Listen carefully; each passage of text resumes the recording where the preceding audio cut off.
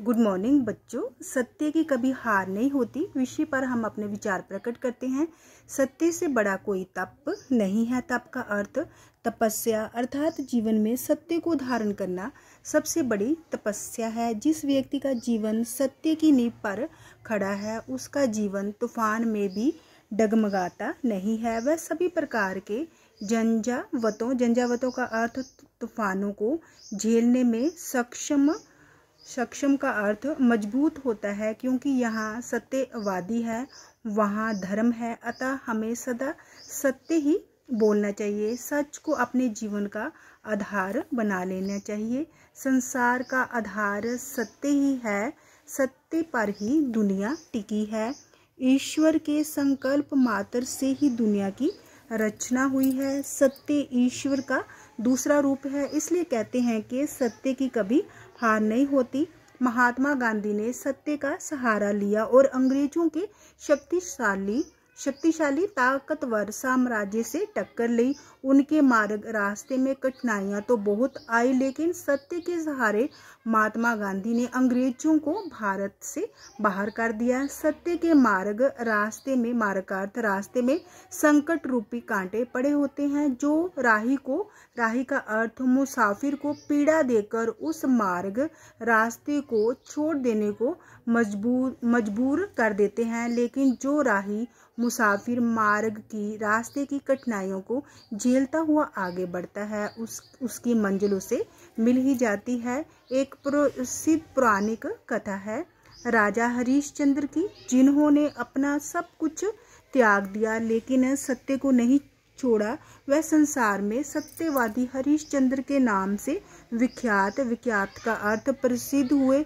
एक बार उनकी परीक्षा लेने के लिए ऋषि विश्वामित्र ने उनका राजपाट दान में ले लिया।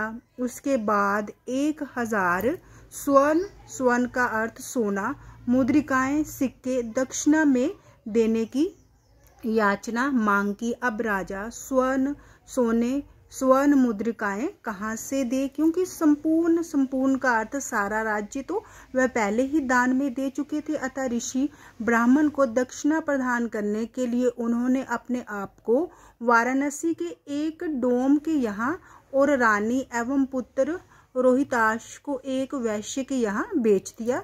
तो यहाँ पे डोम का अर्थ क्या आएगा?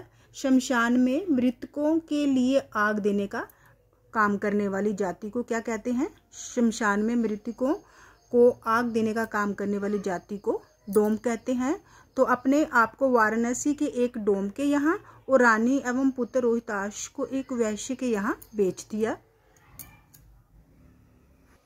हरिश्चंद्र का कार्य था डोम के घर का कुछ कार्य काम संपूर्ण पूरा कर मुर्दा घाट पर कर का अर्थ लगान वसूल करके ही मुर्दे जलाने दे। ये किसका काम था? हरिश्चंद्र जी का काम था। हरिश्चंद्र बलि बांति अपने कर्तव्य का पालन करने लगे। उधर महारानी वैश्य के घर का पूरा कार्य काम करती थी। एक दिन रोहताश पूजा के लिए पुष्प फूल अर्जित का अर्थ इकट्ठे करने गया तो एक सर्प का अर्थ सांप ने उसे डस लिया। ये सुनकर रानी के ऊपर दुख का पहाड़ टूट पड़ा। रानी बहुत अधिक विलाप करती हुई अपने मृत का अर्थ मरे हुए मृत पुत्र को लेकर शमशान भूमि में पहुंची। हरिश्चंद्र ने कर मांगा। रानी के पास तो देने के लिए कुछ ना था। अंत में उसने धोती का आधा कपड़ा फाड़कर हरिश्चंद्र को दिया। तब हरिश्चंद्र ने रोहिताश को जलाने की आज्ञा दी। उसी समय विश्वामित्र आ गए और उन्होंने हरिश्चंद्र को धन्य महान कहा उनके मुख से, क्योंकि वो उनकी विश्वामित्र जी हरिश्चंद्र जी की परीक्षा ले रहे थे। उनके मुख से निकल पड़ा, सत्यवादी हरिश्चंद्र तुम्हारी विजय जीत हुई। तो उनका पुत्र भी जीवित हो गया। इस कहानी से हमें पता चलता है कि सत्य की हमेशा जय होती है। असत्य झूठ की पराजय हार तो अवश्य ही संभव है। अतः संसार में सत्य के मार्ग रास्ते पर आगे बढ़ना चाहिए। सत्य सच्चाई प्रकाश के समान है। सत्य किसके समान है? प्रकाश के समान है। चारों ओर प्रकाश फैलता है। और असत्य, झूठ, अंधकार। और असत्य का अर्थ झूठ किसके समान है? यहाँ पे क आएगा, अंधकार के समान है। अंधकार का अर्थ अंधेरे के समान है।